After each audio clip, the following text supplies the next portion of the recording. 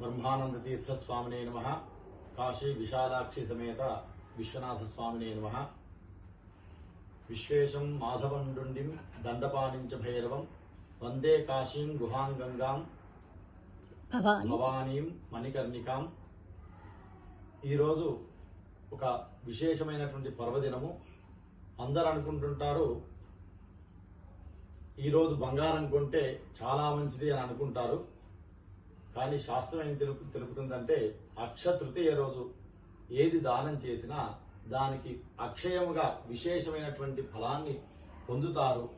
అది ఆరోగ్యం గాని, ఐశ్వర్యం గాని, కీర్తి గాని, విద్య గాని, యశస్సు గాని, ఏదైనా గాని ఈ అక్షయ తృతీయ రోజు ఏది దానం చేసినా అది విశేషమైన ఫలము. అందులో ఈరోజు విశేషించి మా కమిటీ సభ్యులు తను చెప్పడమే కాకుండా తను ఆచరిస్తూ అందరినీ ఆచరింపజేసేటువంటి ఒక గొప్పనైనటువంటి మనస్సు కళ ఉన్నటువంటి ఒక మా బావగారు కాసుల రాధాకృష్ణమూర్తి గారు మన బ్రహ్మస్వ భవన సభ్యుడై ఉండి కూడా తను కూడా ఈ రోజు అక్షయ తృతీయ రోజు దానం చేయాలి.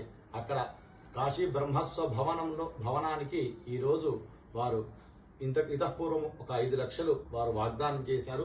ఈ రోజు అక్షయ తృతీయ కాబట్టి ఈ రోజు విశేషమైనటువంటి ఫలము ఉంటుంది.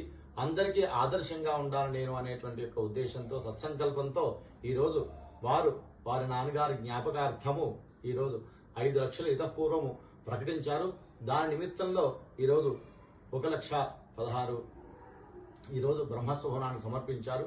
ఆ యొక్క గురుగారి యొక్క అనుగ్రహంతో, విశ్వనాథుని యొక్క అనుగ్రహంతో వారి కుటుంబం అంతా చల్లగా ఉండాలని చెప్పేసి, ఆ బ్రహ్మానంద తీర్థుల వారి యొక్క విశ్వనాథుని యొక్క అనుగ్రహం సంపూర్ణంగా ఉండాలని చెప్పి ఈ విధంగా ఆదర్శంగా ఉన్నటువంటి వారికి నేను ధన్యవాదాలు తెలియజేస్తూ స్వస్తి.